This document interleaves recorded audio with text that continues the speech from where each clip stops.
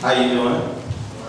I told my wife I would need this, but she says I do. Now, we teach communications, 3 to 5 minute speech. Every student need to practice in my class, you know, and they'll complain, why do I? But the more I listen to the gentleman about interviewing, you need to have that practice. Well, I have one visual aid I'd like to show you. This is a principal from Northwest Classen High School, Oklahoma City, Oklahoma. It's the single best program I've ever put in here. Okay, now I pass this around so you can see this.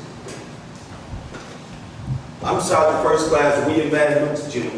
I retired from them in 1995. We started the program in 1995. I retired and went straight to work. Okay? It's because the superintendent saw that this city needed help with trying to motivate young people to be better citizens.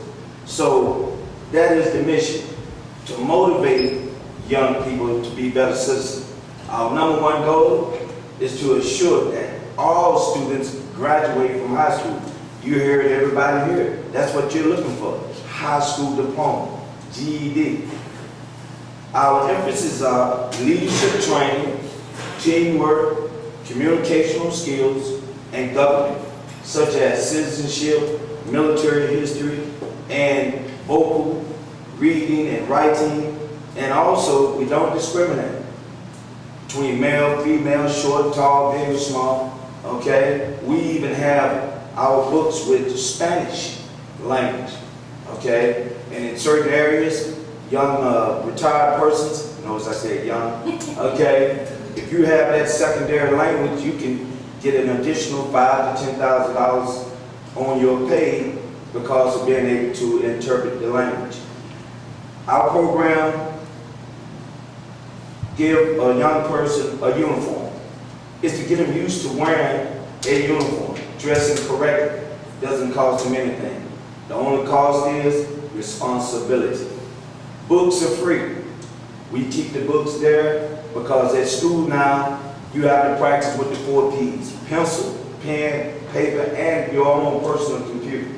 So I can communicate with the kids, with the cadets, while they're at home. All we do is write through the email, okay?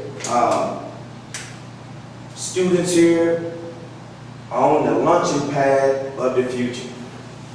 We're here to help them for basic entry level, for work and college, and also to deal with society as a whole. The benefits they get from us, they can receive a full scholarship, tuition paid, if they decide they want to go on to the senior program, which I taught when I was on active duty. The difference between Junior ROTC and Senior ROTC is Junior ROTC, the instructors must be retired. On Senior ROTC, you have to be on active duty, and that's because of the mission. But it also, once a young person decides to go to the senior program and graduate, they will be commissioned to a second lieutenant and start off with a pay grade of $40,000 to $45,000, tuition paid. Parents, you don't have to sweat about how you're going to pay that bill. And the uniqueness of this program is, if they decide they want to join the military, they don't have to. They're not required to join the military. They will already start off with a pay grade higher than just the lower level, and plus have the experience.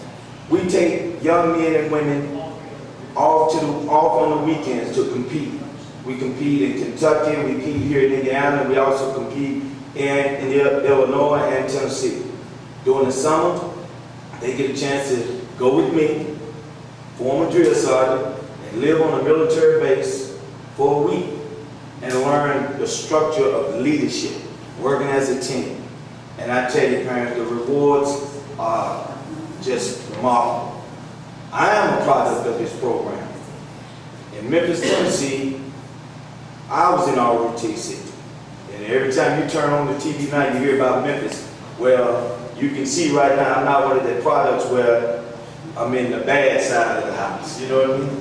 But it gave me structure. It really did. And I had both parents. I was raised in the church.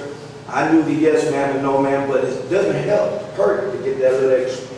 And so it paid off, and I promised to my mom and to the Lord, once I make it out, I want to give back. And that's what I did.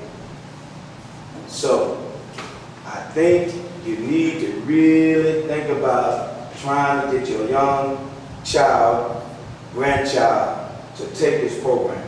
All it takes is one semester. Once they realize, when they open up the book, it's everything about right, not the wrong. How to deal with conflicts, how to follow rules, how to get your pants up, how to wear a belt and trousers at the right place, you know what I mean?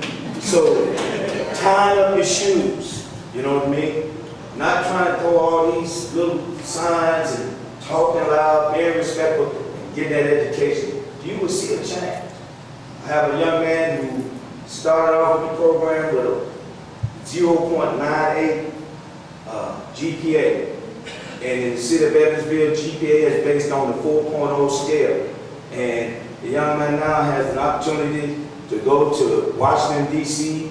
and rub elbows with fellow cadets and sit right there, go to the Library of Congress and meet representatives and congressmen and congresswomen, and might even get a chance to meet the president. You never know. Just depends on his schedule. But when he comes back, you know he's going to be beaming like a light. So, are there any questions?